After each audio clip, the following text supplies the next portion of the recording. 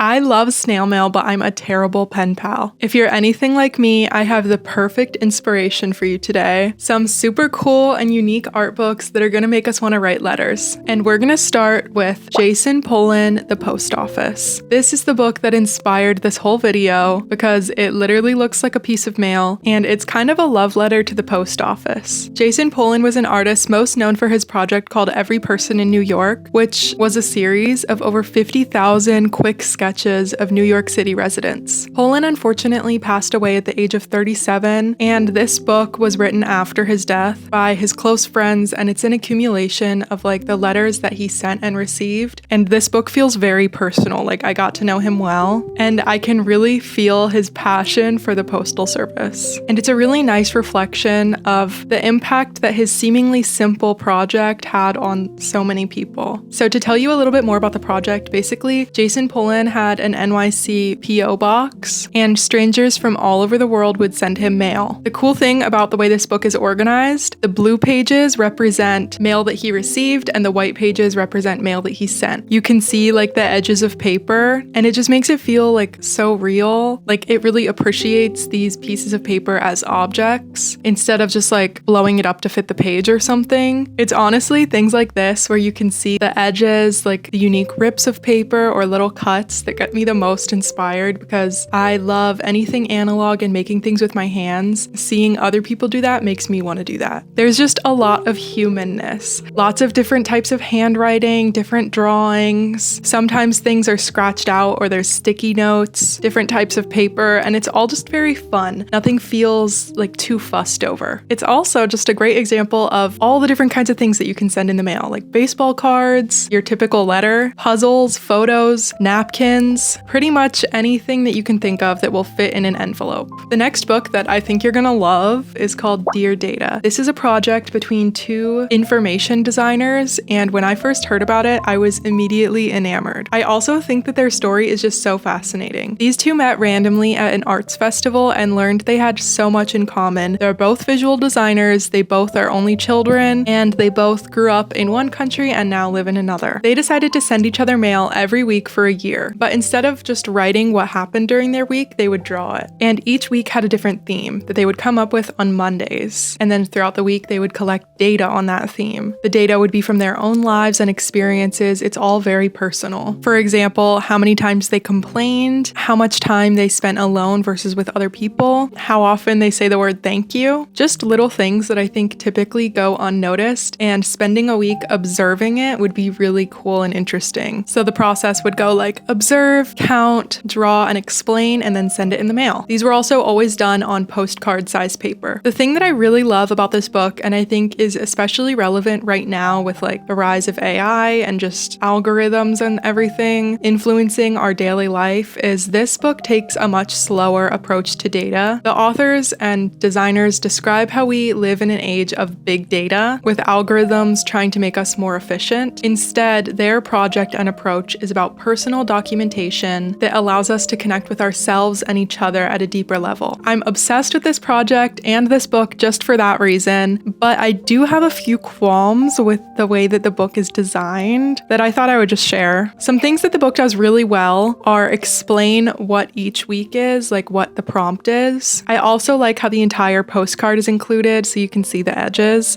but I would kind of prefer if this book were like postcard sized. They make it a little bit too convenient to decode the data. I think about how they would read it because they were sending these as like postcards, so the data would be on one side and then like the key would be on the other, and I just think about like the act of flipping it back and forth to understand what's going on, and I kind of wish that as readers we had to do it. Instead, the book lays them out on the same page, which is much easier, but I wouldn't mind just working a little bit harder. There are also just these weird like spreads in between each week that feel like they interrupt the flow for me a little bit, and they're just kind of unnecessary. But besides all that, I still highly recommend this book. I love the project, and I love just being able to have it in a physical form like this. I think they also have a website with everything documented, but as fans of snail mail, I think we all love having the physical pieces of paper. Next, let's talk about zines. Zines are just a great thing to send in the mail. If you've never heard of a zine, they're just small little books. They're handmade, self-published, and the word zine is taken from the word magazine magazine because it's a mini magazine. The format of a zine is so versatile. It has a very like DIY history and culture. So it's the perfect thing to send to your friend. You can even make a zine, photocopy it, print out multiple copies, fold them up, and distribute them to multiple friends. So I have 2 zines to share as examples. The first one is by Tara Booth. She's a Philadelphia-based artist, and I've been a big fan of her work for a really long time. I got this zine at the LA Zine Fest. This was in like a booth of an independent publisher. But one of the reasons that zines are so awesome is because it's a really accessible way to get work from your favorite artist. Because now I have this little mini book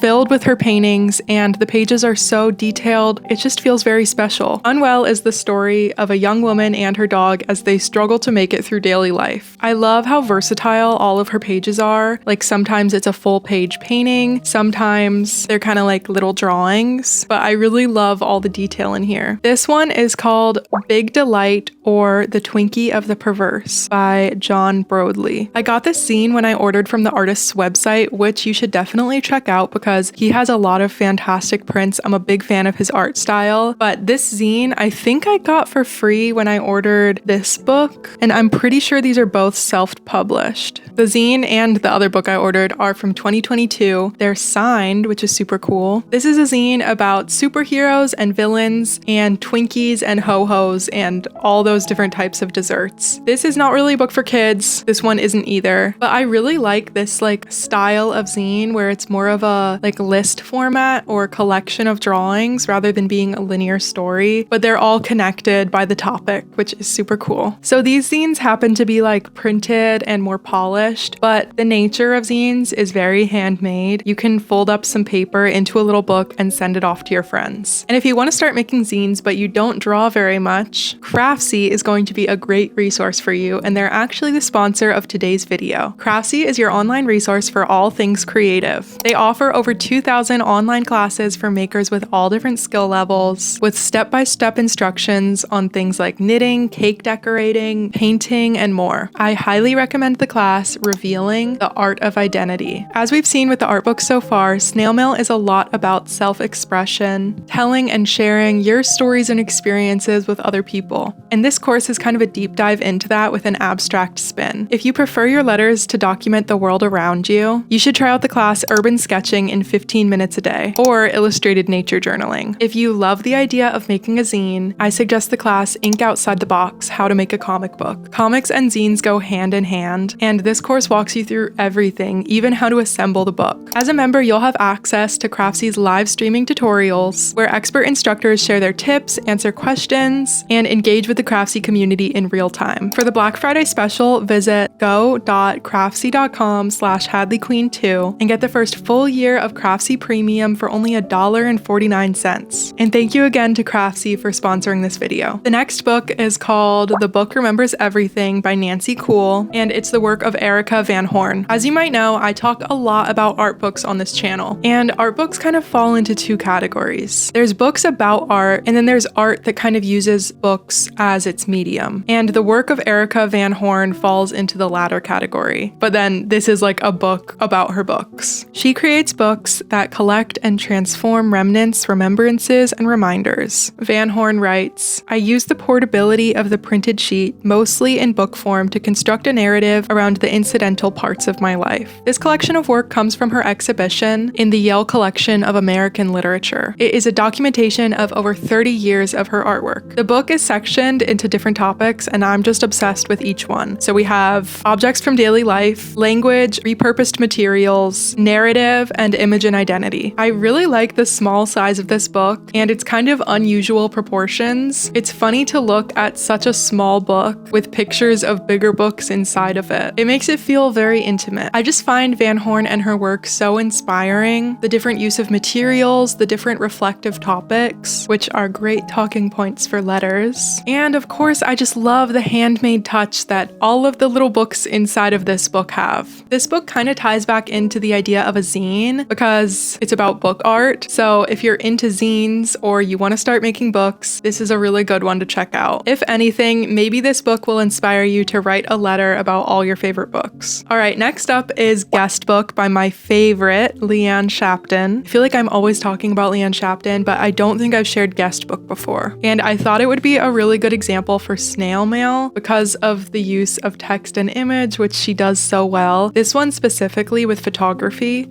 but it also includes like drawings and paintings and little diagrams. Whenever I get these extra tidbits in the mail, like pictures or something, it just feels so special. So that's what I really want to encourage you to do with this book. My favorite type of image that's included in here is these different like Christmas wallpapers, and the captions that are connected with these wallpapers aren't explicitly like explaining them, but they just kind of set the mood. So this book is fiction. It's a collection of like short stories and vignettes. And it's very spooky because it's about ghosts. It's a little bit unsettling. It has some occult vibes, and it really has nothing to do with mail. But if you're as inspired as I am by text and image, this book is perfect for you. Next book I want to share is Memories of Distant Mountains by Orhan Pamuk. I shared this book in my video about books that will inspire you to journal because this is literally a collection of his journals. But journals and letters are pretty similar, so I wanted to share it again. I think the format of this book is so great. Again, I love how you can see the entire edge of the journal. It's also just so ingenious the way that they aligned the spine of his journals with the spine of this book. He has a really cool handwriting. I love the way that he combines his drawings and writing on the page. Like they kind of melt together. I love the way that he switches the color of his pen like halfway through writing. I also love the way his drawings really capture a moment in time. This book also includes descriptions of each journal entry on every page. So if you want to just feel like you're reading someone's journal or you're getting really personal letters, you should check out this book.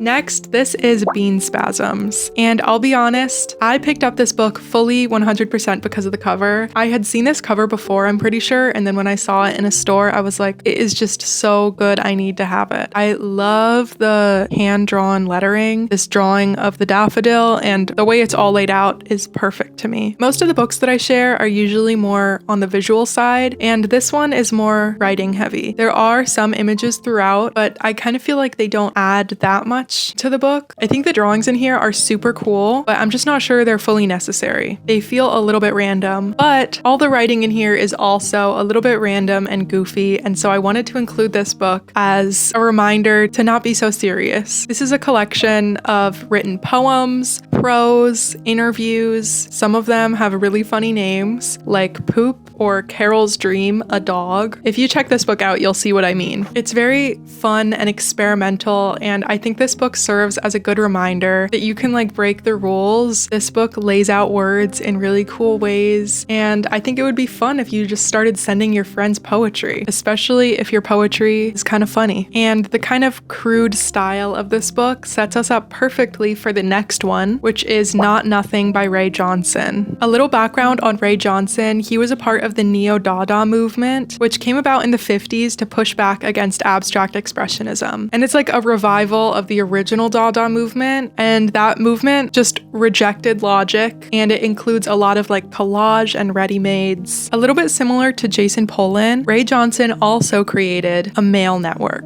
except Johnson's was more about distributing the mail. In high school, he started sending objects, collages, letters, and postcards with illustrated images to friends. He then created a book about death, which was a mail project where pages were sent out a few at a time between 1963 and 1965. This project kind of reminds me of like those mail subscriptions that you can sign up for. Like there's like Sherlock Holmes ones and stuff. I don't think this project was a mystery, but just where you're getting like little bits like monthly or however often. And then that project helped form his idea of mail art, which is sending highly conceptual images and texts through mail and then urging recipients to send them to and later add to and return to. Eventually, Johnson started calling for meetings through his mailing lists, and then people would gather and Johnson would either perform something or announce something. So there's lots of fun stuff that you can do with mail. This book inspires me in a lot of the same ways that the other books I mentioned do, by being so analog and filled with textures. There's lots of typewriting in this book, oddly cut or ripped pieces of paper. Things are scratched out, there's handwriting and drawings and mixed media. I just love the hand touch feeling and these tactile objects. That's really what inspires me the most. Let me know which book was your favorite and also any recommendations that you would like to add to this list. Thank you so much for watching and hanging out with me, and I'll see you next time. Bye!